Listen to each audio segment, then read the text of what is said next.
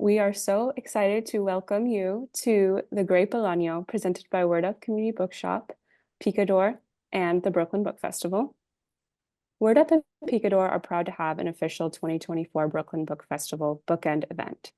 Bookend events, which are in person across the 5 boroughs and also virtual, run from September 22nd through 30th and are a vital part of the Brooklyn Book Festival's mission to present programming that is hip, smart, diverse, and inclusive for NYC and beyond. We hope you can join us this upcoming weekend in downtown Brooklyn for the 2024 Brooklyn Book Festival.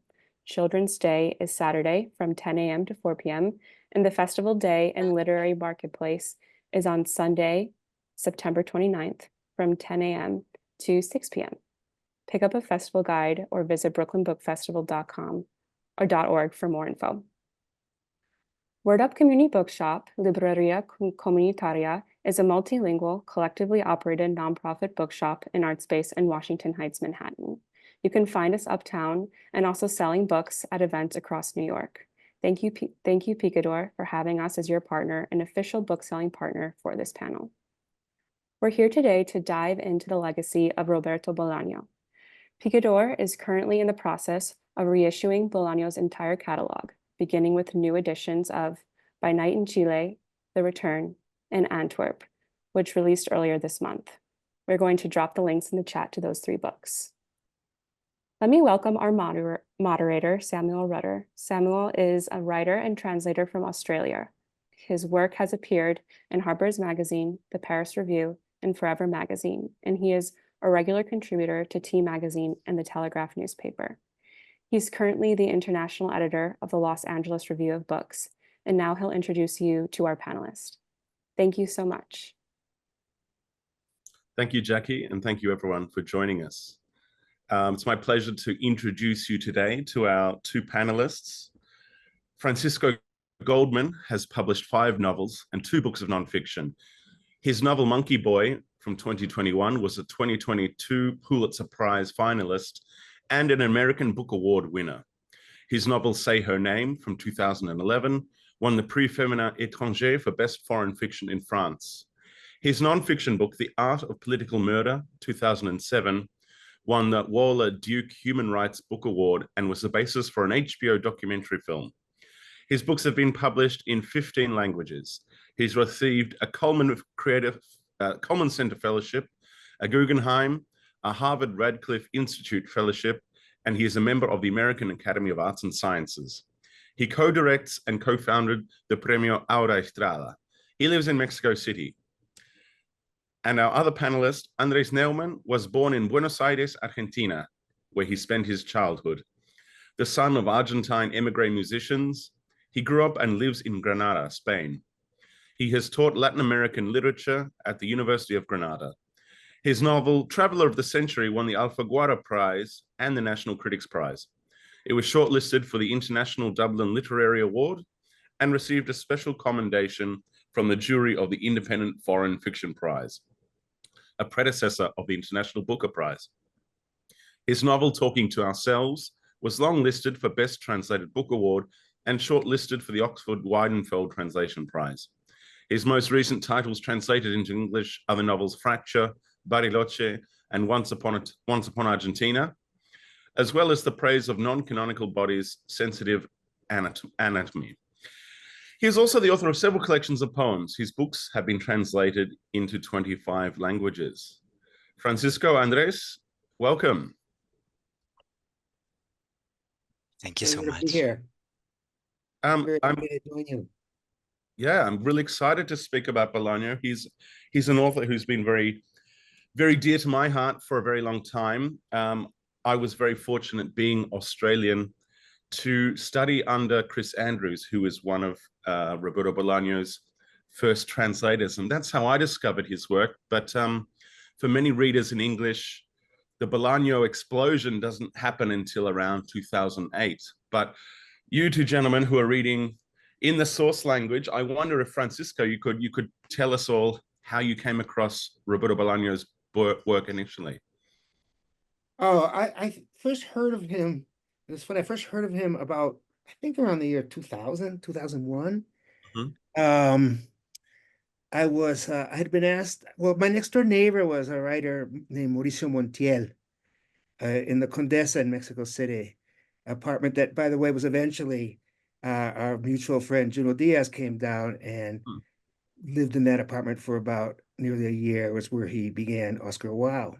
But Mauricio every night would have friends over, uh, people like Horacio Castellanos Moya, Mhm. Mario Beatin. We'd hang out there, we'd drink and talk endlessly about writing. And that's when I first heard people talking about Bolaño. It kind of registered that this was the person that young Mexican and Latin American writers were talking about at that time. At a Mhm. time when in the US literary media, whenever Latin America would be talked about, they were still obsessed with the idea that somehow down here we were all completely still utterly under the spell of Garcia Marquez and the boom writers, which hadn't been true for about 20 years anyway. But Mm. anyway, but where it really came into my life was I fell in love with a writer, a young student and writer named Aura Estrada, who was a student at UNAM. And she just adored Bolaño and came very much from out of the world of that some of Bolaño's fiction is actually set in. Mhm. And the first Bolaño book I read was Estrella Distante at the beach in Masunte, the Mm. beach where very sadly 5 years later she would die in a swimming accident. And I'll never forget sitting on that beach with her and reading that book, uh, straight through basically on one day at the beach. And after that, I was just addicted. I felt just in the same way. Our falling in love was also very much for me tied up with kind of falling in love with Bolaño's writing. Mm. I think, well, first of all, I'm very sorry to hear, Oh, we it's know yeah. of Alda's passing and it's very sad, but it's wonderful that, Roberto Bolaño was in there with you all the way along, that's something that we're seeing. Yeah, on our honeymoon, this is almost embarrassing to admit because this is all we did on our honeymoon is read. But I read 2666 on our honeymoon. Often cited as one of the most romantic books that, Yeah, you know, and that's fantastic. I think that you probably find there's a rusted on group of Bologna readers who have similar sorts of experiences. So I know that I when my mother passed, I spent a weekend just reading Savage Detectives from cover to cover on a rooftop. So I think it elicits something strong. Mexico City rooftop, I hope. Yes, it was indeed. Yes, Yeah, that's the only place. Yeah, with the fantastic. planes coming over, it's Yeah. fantastic in its own way. But enough about me. Andres, sorry to get you while you're having a sip of coffee there. How did you stumble across or were you introduced to Roberto Bolaño's work in a similarly romantic way as Francisco, perhaps? Um, I think I came across 1999 or 2000. He had just published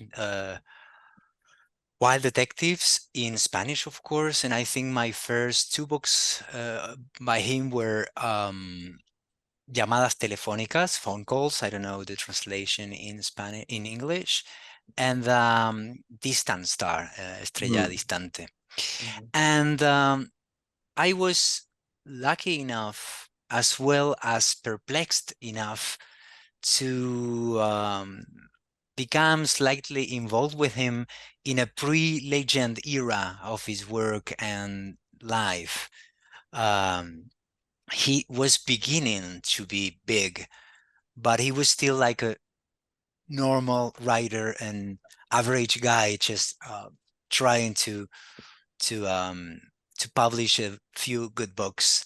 So there was a totally unpretentious approach from him, and I wasn't aware of who I was talking to, which was good in the sense that I could be, relaxed, and we used to, to exchange phone calls and lots of emails. But at the same time, now I miss him so much. I wish I had known. Although if I had known, I would probably have remained like silent all the time, and the friendship wouldn't have been possible. But it was a a man who not only was very literary and poetical when writing or talking about literature, but everything he did was in a way part of his work. I mean, like his emails were highly aphoristical in a way. I was rereading his emails the other day, and they were written just as if they were just about to be published. And his phone calls were like improvisations on um, poetical musings. So and I feel that everything that was around his writing helped us to understand his writing. So he was very aware of the link between personal life and writing. I think, you know, he was a prodigious telephone caller, which is something of a lost art. But I think you're right too. There's a few things that can open up our conversation here. The idea that the whole life is the work and the work is the life. Yeah. And there's a bit of a tragic strain to this because at the time you're getting to know him, I think both of you might have mentioned Distant Star, which I think, if I'm correct, is maybe his first book with Anagrama, 1996. First Um, novel, at least, yes. and then by 2003, of course, he passed away. So you've got someone who, within the space of 8 years, has published, and we're not saying written because we know he wrote every day really for his whole life, but someone whose literary career, if we want to call it that, happened very quickly and very intensely in that window of time. So I think it's really interesting to hear, Andres, that you got to know him as this was starting to happen, but that he perhaps didn't have time to become, you know, a venerable old voice of reason. You know, he still managed to win, I think, every prize there is to win, you know, the Arralde and the Gallegos. But he remained, it seems, very, very committed to a poetic way of life. And I think maybe I can ask you both. I think that's something that continues to speak to his readers. It's something that when you read his work, it makes you want to read more. You want to read the rest of his books. You also want to chase down every book by every author he's mentioned, which has been sort of its own mini boom in publishing in the English language. I think basically if a writer that Bolan mentioned is real, you can now find their books somewhere in English because of this. Maybe you could tell us about this feeling of the poetic lifestyle, the Rimbaud, the living the way you write and read. What does that sort of say to you, Francisco?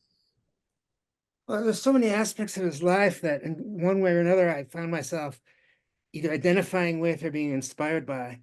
But I have to begin with closest to me is the experience he had. You know, he says somewhere about like those of us who were born in the 50s and who were 20 years old when Salvador Allende was killed. Violence, and I mean real violence, was inevitable in our lives. And he was, among so many other things, he was so marked, obviously, by that intense period of the first wave of the revolutions and violent repressions and wars in Argentina and Chile, and myself in the very next stage, which was in some ways even more violent and psychopathological, the wars of Central America. And I think of sometimes, and two of my very close friends who were also writers who knew him very well, Rodrigo Rey Rosa and Horacio Castellanos Moya. I think of ourselves almost like of a tiny little generation of four who lived that violence so intensely. He went, obviously, as a young man, he went down to Chile, got there right during the coup. On his way down, he passed through El Salvador. He met the guerrillas. Became very close. He was close to the guerrillas who'd been close to Roca Dalton. And Roca Dalton is for us a paradigmatic historical event in the way in which he was the greatest Central American poet and a revolutionary, but was murdered by his own compañeros, murdered by a guerrilla leader who, in his own life, becomes a Bolaño-esque character. He turns kind of to the fascist side. And that experience of living very close to the violence, going from youthful revolutionary fervor to extremely bitter disillusionment, Mm. and an obsession with our sort of archival cataloging of all of the pathologies of the Latin American left, and a collector of the extraordinary legends and stories of that time, and an eternal grief Mm. for all the young lives that were lost. I think of that as very Bolaño-esque, and something that really marked our particular little group. No, it's something that I'm still living in a bit today, to this day, because we have a big Guatemalan exile community here in Mexico City right now, and they gather at my house a lot. And it's always, I'm always thinking these are the same stories, you know. It's so that's one part of, you know, and the way in which he found, you know, the way in which his literature, so the way he made literature out of that, right, Mm. which is not uh, uh, giving political opinions, which is not, you know, dogmatic in any sense, but out of that chaos and destruction and disillusionment and tragedy and passion, making art, right, and making something that could be shared all over the world. And that, to me, so that's, to me, that's the semilla of it all. That's the heart of much of my where I begin with Bolaño. There's so many other aspects of him, Mexico City and everything else, but I I think start there. Yeah. yeah, you're absolutely correct. Whenever I've, you know, taught or led reading groups with Bolaño, or, you know, I myself in my graduate student days, you could have people writing entire theses on the political aspect of his novels. You'd have others writing it on the poetics. Not that these are separate, but you can approach a book like Savage Detectives and think of it as just like the Quixote. It could be at a surface level a great adventure story, but it's also the history of Latin American literature. It's the history of Latin American politics, all in one, telling in a different way. So, yeah, I think that's something that does allow for this eternal return, you know, and especially No, as the way young people live these things, which is yeah, an eternal return. You know, you see the same naivete and romance yeah, and waiting disillusionment now. You know, absolutely. yeah, it's Yeah, Um, I think that there's a tension, I do agree. There's a tension between political disappointment and poetical enthusiasm. And yeah, that's the key of the inner tension of his writing, because he's literally post 70s, meaning post big political certainties and post boom in yeah. terms of Latin American literature. And I think that that is very important to be aware of when we read him. And that, you know, there's so many stereotypes about him, because obviously there are a few ingredients that makes you read his figure in romantic terms, but actually he was much more complex than that, because he had a very rational side on him too. And I always remember his passion for chess. hmm, He was a great chess player. And actually, the only day I met him, we played chess like for hours. But at the same time, we were playing chess because he suggested it. He was listening to um, punk and hard Mexican rock. mhm, And I Yeah. thought, this is exactly who Bolaño were. You know, the rock and roll, yes, we know that. And all like the publishing house realm are very much in love with that side of him. But there was the chess too. Um, War and games. even, all game. yeah, and even his house was like split, because he had like two houses, the same way he had two ways of approaching writing. And his official house was very tidy, extremely clean. And I was so surprised and disappointed to see that he collected his entire library was organized by publishing house, Hmm. as it was, as if it were a bookstore. Bookstore. You Yeah. know, like it was, you know, same size, same color. So it was extremely tidy, much more than I thought. And I said, well, I didn't expect this. But then you cross the street to the small room when he wrote, Hang on. just, you know, literally crossing the street. And then there was like untidy, damp, dirty, no air condition, a very old-fashioned computer, no luxury at all. And I think he needed to cross a street a few times every day. So while he was very consciously working on his romantic myth, he was extremely precise, both intellectually and rationally. And I think that there's another aspect very interesting to point out, because the same way that he kind of arrived late to the great political utopias, so there was like a political jet lag, you know, the awareness of arriving late to the revolution. So you lost the revolution almost before trying to make it. Yeah. So the same way he usually got up very late and wrote at night. And I always thought that was more than a detail. Like he was constantly in jet lag, like in another time zone, so to speak. And I think that worked as well politically, and even in terms of form, because he was way too a novelist to be a poet and way too poetical to be a narrator. Right. You know, he was obsessed about poetry, but he wrote so many novels on poetry. And I think that poetry is a very important key of his work, not only as a genre, because obviously he wrote a few great poetry books. So my favorite is Tres, which was published, I think, in English with the very same title, Tres, three. But poetry was a metaphor for utopia in a way, like, you know, like the revolution or the perfection or the other world that you're never gonna have. And it's a kind of a lost paradise in personal terms, the youth.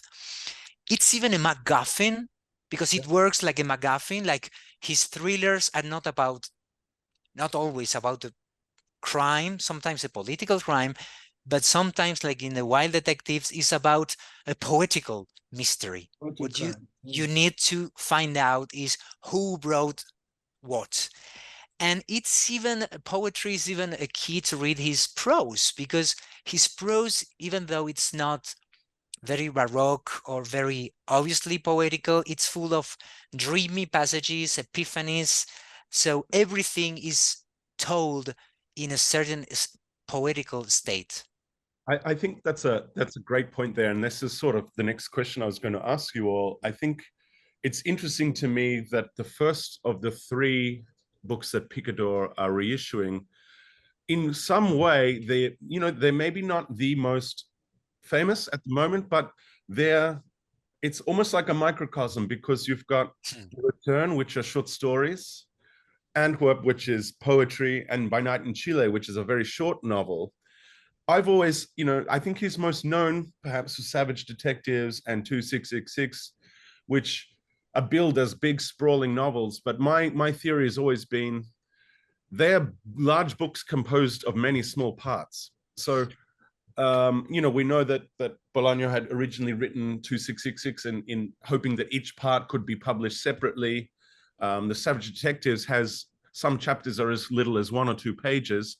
And I think I've always actually thought of him as a master of the smaller, shorter form with the ability for them to sprawl. Does that make any sense to you two?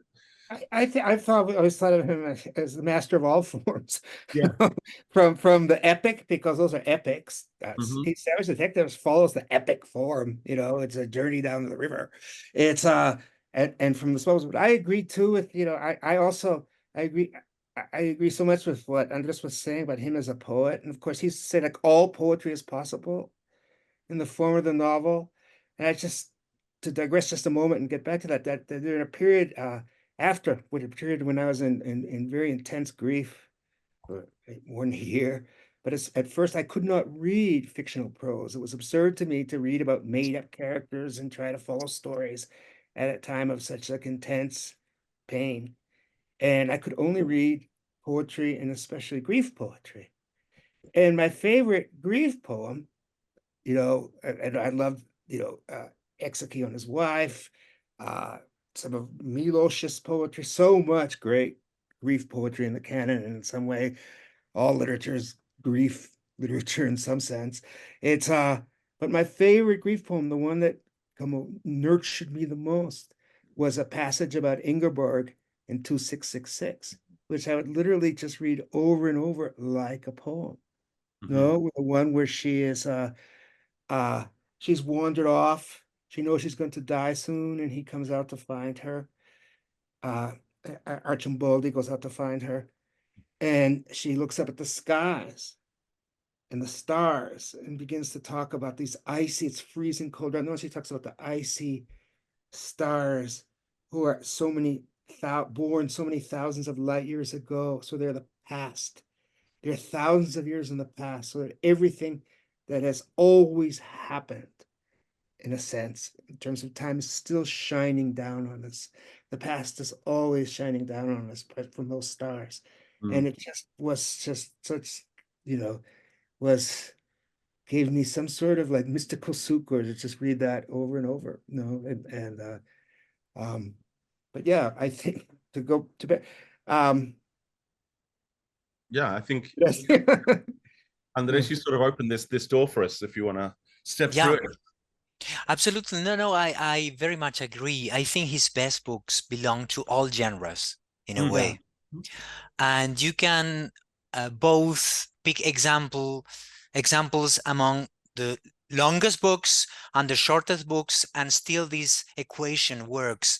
Because let's think, for instance, about By Night in Chile, Nocturno de Chile, which is extremely short novel, no more than 100 pages, and even less, I would say. In word format, it's not more like, 70 pages. Yeah. And then, of course, Wild Detectives, for instance, or 2666.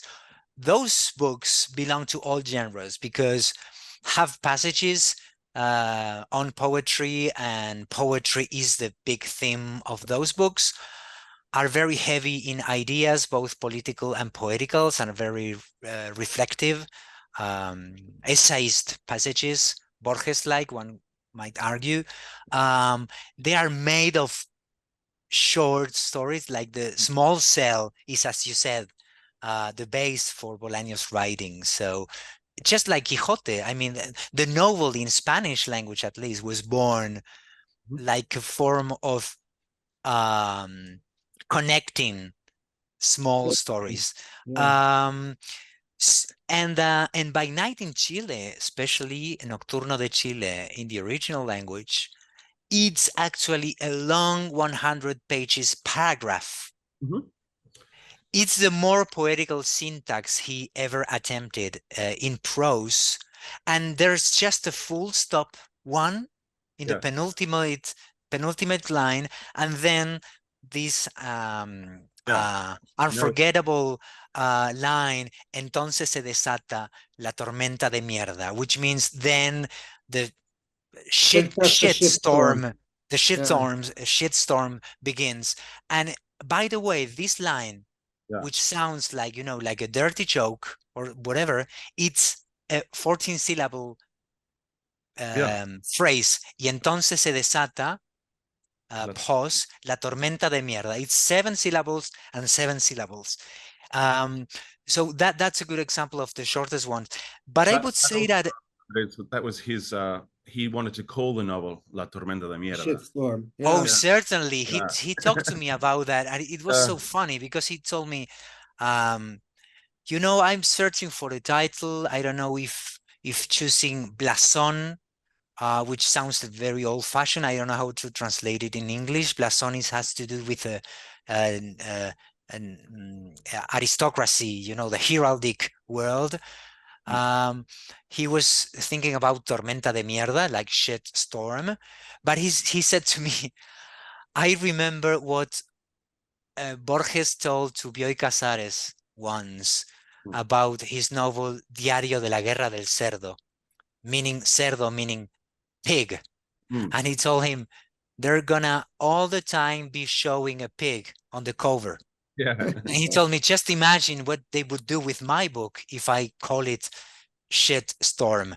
So he came up with this wonderful title, Nocturno de Chile, which is elegant and profound. And it's, by the way, one of the most impressive books. But the longest books have this other power, this other quality that impressed me so much when I was young and still impresses me, which is this kind of writing in agony. Hmm. Because the less time he was left, the longest his books became. Yeah. You know, as if it was like arriving to extreme agony and trying to experiment with the tension between time and space, life and writing. And it was a great lesson for me, like knowing that he was trying to finish a more than 1,000 pages book while he was dying. I didn't know he was dying back then because we weren't as close. He usually mentioned very vaguely about his illness, but it didn't sound like me so serious as it was. But now I understand that he was trying to um, squeeze his legacy while dying. But he spent half of his life like watching death closely. And I think that's a key to read him too, because in a way, his melancholy and his consciousness of the lost paradise, in a way, is a kind of a posthumous voice. Like he was already dead. He was a ghost of himself in a way. I think that's a really great point. And I think it takes me back to a bit of what Francisco is saying about, you know, in one way, he belonged to this mini generation of people who were, you know, it makes me think of that Alfonso Reyes quote, which is La llegada tarde al banquete de la civilización europea. This idea that no matter what Bolaño was doing, he was getting there a bit late, you know. But one thing I do want to, I always think about is the way that, in a certain sense, he closes the cycle of the 20th century, the boom, but opens up for something that's much bigger, much more diverse. And I think, Andres, you're a part of that next wave. You've got writers again like, you know, Alejandro Zambra, who's written a bunch of tiny books until he writes a big one called Poeta Chileno, of course. Right. My next door neighbor. Yeah, yeah. And you've got a whole bunch of other different voices. You can see bits of Bolaño in Samantha Schweblin. I think I'd like to know a bit about how you see him opening up doors as well as closing doors with this posthumous sort of outsized influence in some ways. Maybe you can tell us about We your were neighbor. talking yesterday about imitators. If you know that, it's incredible. There are. I don't think he's too much. He's too overwhelmingly everything to sort of spawn a certain kind of imitator the way, you know, Garcia Marquez could, right? You wouldn't say, well, you know, here's a magic realist who's imitating Garcia Marquez. I don't know how he would imitate Bolaño. There's a kind of posture that goes with that some people might call Bolaño-esque, you know, being kind of a literary, alienated, macho, kind of beat male or something like that. But that is the most simplistic, boring caricature, not just of his writing and the voice in his writing, but of the figure of Bolaño himself, right? I think he's gigantic. You can draw inspiration from him in so many ways, right? Like just take book 4 of 2666, which is the most radical piece of fiction, right? That in the sense that it's just utterly devastating literature.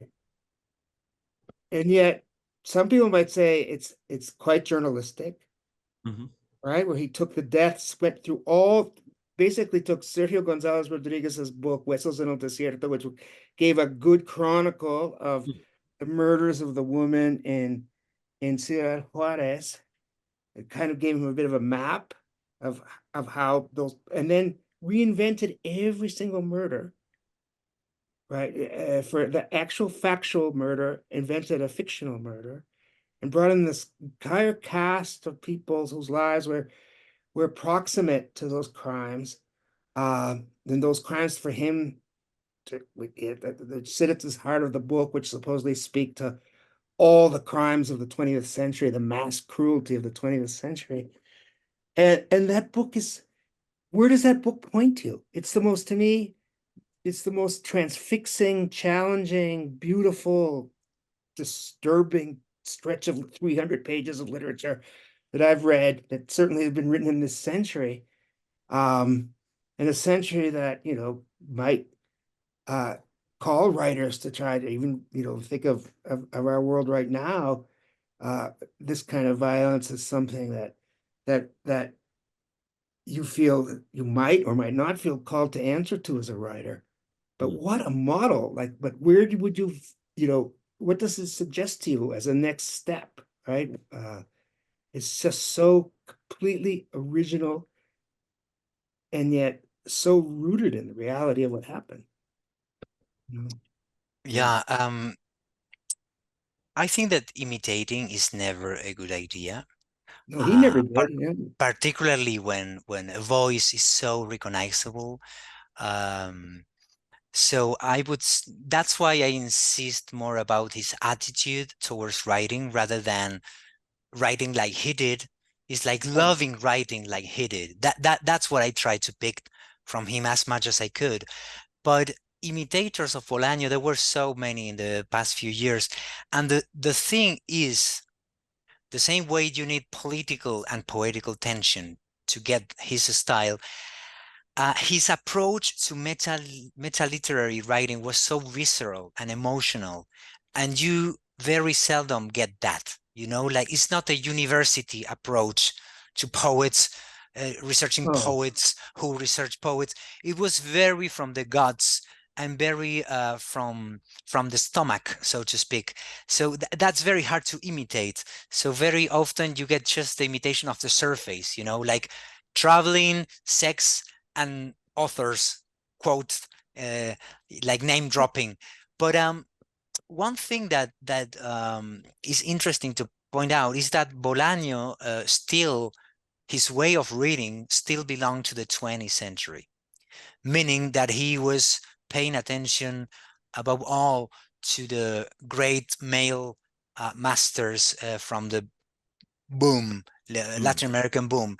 So nowadays, I think it's interesting. It would be interesting to get a mixture between all that world with other female writers who were writing at the same time as Bolaño's models. I mean, María Luisa Bombal in Chile and Argentina. He was like bi-national, so to speak. Silvina Ocampo instead of Bioy Casares, so she was there all the time. Alejandro Pizarnik. Exactly. Alejandra Pizarnik, has so much to do with his writing. And Elena Garro instead of Octavio Paz. So that's another point. I mean, you cannot imitate him because his way of reading is different too in terms of history. So I think the best tribute we can pay him is like admiring his original approach to his library and writing and trying to do the same nowadays as much as we can, even though, of course, we're not going to make it as he did. Of course, it's impossible to imitate in all scores. But I would say that he's the most important um, the most important window he opened in terms of rereading Latin American tradition was reading poetry, the Chilean poetry, the avant-garde Latin American poets. He put them in the center, and they were not a reference for novelists. That was non-canonical, definitely non-canonical. But I would have loved, for him to talk more about, I don't know, Manuel Puig, for instance.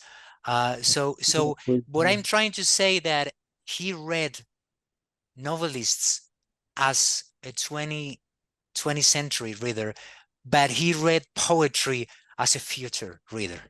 I think that's such a great point. I think too, you know, those names Beautiful. you mentioned, Octavio Paz, for example, he has a running battle against Paz across his books. But what I And think, it's high comedy too. I mean, it's yeah. yeah. But what I think some readers maybe forget or willfully forget is it's not singing mud. There's a complete love and serious approach to this. You know, I think you were speaking, Andres, of his bookshelves and how they're organized. I might have read somewhere that he had this custom built shelf, which was sort of like his top 10 or top 20. And that whoever had seen this was surprised to see so much Octavio Paz, given how relentless or to such a high standard he held him in his novels. I think that's something that the battle for the canon is another way into Bolaño's books. And as you mentioned there, Andres, you know, it doesn't just have to be the four big fellas of the boom. You know, we've got Maria Luisa Bombal, Elena Garro, and the list just begins there. There's a huge body of works And Silvina Ocampo, because Silvina Ocampo, I mentioned her again because you mentioned Samantha Schweblin. We could add, of course, Mariana Enriquez, and they have much to do with her. I mean, Silvina Ocampo. Absolutely, yeah. Well, we've got some questions from our audience, so I might read them out if you want to jump in there. And if anyone else is listening and has something they'd like to ask our two panelists, please just pop it in the Q&A box and I'll read it out and we'll get their points of view. But this one comes from Sarita Gonzalez. She asks, what do you attribute to Bolaño's popularity to this day, now that his works are continuing to be translated and published? Can you repeat the beginning? Sorry. Yeah. So what do you attribute Bolaño's popularity to this very day, given that his works continue to be translated? Why? Yeah. How? Why do we keep coming back? Why are we looking for these new works as well? How does he continue to speak to a current generation, you know? Some 20 years after his death now. I'll quickly say I'm so glad that he's not in fashion anymore. It was insufferable during that period when Bolaño was so fashionable, and there were all these, like, people were so angry because he was being distorted in the United States and being presented as some kind of beat drug addict, and in Mexico, Which he was not. Which he was he was not. not. But By I the mean, there was way, so much anger that was the popular figure of him, and everybody was enraged. And here in Mexico, eternally, especially male writers always have incredible resentment for any writer who becomes popular and successful. So I can't tell you how many times I encountered, say, at Mexican book fairs or something, moderators or people who I didn't know at just meeting, and I would confess to an ardent enthusiasm for Bolaño, and they would curl their lip and sneer at me, like, oh, how vulgar and common, and it was just, and all these people sort of adopting Bolaño-esque poses. And now it's just sort of that fervor, that bubbling has kind of calmed down. We just see him now. Those of us of literature as a classic and somebody we love to read, and I don't anticipate that level of fashionability coming back. No, though of course we all want everybody to read him. I like the Sarita's question, because I love radical questions, and this is one of them. I would say that now that he passed away a bit more than 20 years ago, like 21, we can stop giving our opinions on the myth and on the fashion, Bolaño's fashion, and we can only now begin to reread his work, because there's some distance now. So this is, paradoxically enough, this is the best moment to pay tribute to his work, because now the noise is not there anymore. And there's we just have his work, classic, which is great. Now we can read him. It's absolutely the best way to do it, rather than talk about it, is to read it. I've got if anyone else does have, we've got another question here from Ursula Villarreal Mora. And she asks, which contemporary authors do you think Bolaño would be praising now? who would be his present-day Nicanor Parra. So I think there's two angles to that. Who are the young and emerging voices, or voices since perhaps 2003, that Bolan would praise, and Nicanor Parra is sort of this kind of his patron saint in a way, right? So He was, well, I think that he was always incredibly generous, right? People see him as kind of barbed and angry and saying sort of nasty things about sacred cow riders. Maybe that was true, but he was, from what I can see, he was so incredibly generous to younger writers. I know, including Andres and so many we could name, who he said nice things about their work and nice things to them. And I think right now he would be just completely blown away by this incredible explosion of young female writing in Latin America. It's just, you'd obviously love people like Zambra and Yuri Herrera, I think. But you know, Yasmina Varela, Guadalupe Nettel, Valeria Luiselli, Mariana Enriquez, Samantha Schwedline. I think that his enthusiasm would be just overflowing for these writers. But Yeah, Maria Fernanda Ampuero, all the visceral yeah, approaches to violence, both in general and in particular against women. I think he would be fascinated by it, because he, in a way, started to write about it in the last few years. And you know, I agree. He was so enthusiastic about young writers. He was generous with younger people and like critical with powerful people, which is good way to be. a great place to be at. I think he would still fall in love with anyone who wants to give their life for writing, no matter what. And now that the writing, is more unsteady job than ever, I think he would root for the writers who are, like barely paying their rents and still writing. And I think because yeah, exactly. So the class awareness is a ingredient very, very important for him, because most of his books were written in adverse conditions. Um, and Nicanor Parra, yes, he was one of his heroes, like because in Parra there's a tension again between the veneration, the awe for the canon, towards the canon, like taking very seriously the masters, just like Parra did with Shakespeare to start with, but at the same time mocking them and trying to destroy them. It's just like, Samuel said with Octavio Paz, you need to read everything about someone who's you're gonna put down. So he was like, yeah, in adoration of the same canon he was trying to destroy. And I think that Parra taught him to do that. Yeah. Absolutely.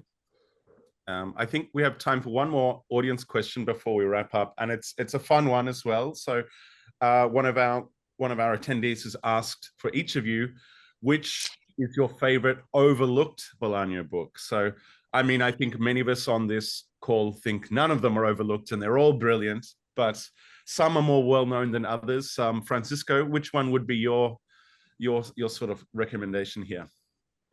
I think I have a soft spot for Novelita Lumpen, about the Want to just explain a little bit of that one to readers, to our listeners here? this young girl is sort of it's set in Italy, isn't it? I think it was part of a series where they asked a bunch of authors to write about a specific city, and I think Milan. He got Rome, I think. Rome. Yeah, and she's just living in this little apartment. It's Mm, just a kind of semi-orphaned young girl just living in this apartment where a lot of kind of sexy, funky, yeah. not very exciting things happen. But it just has this wonderful tone of kind of being young and abandoned and down and out, and it's very short, and And, when I read it, I just sort of fell in love with it. Yeah. And there's a film adaptation of that one that was made in Chile called Il Futuro that has this wonderful cameo with Rutger Hauer plays one of the characters. Really? Yeah, it's a strange. At the old It's the old sort of bodybuilder, And I thought at the time, bodybuilder, right? Yeah.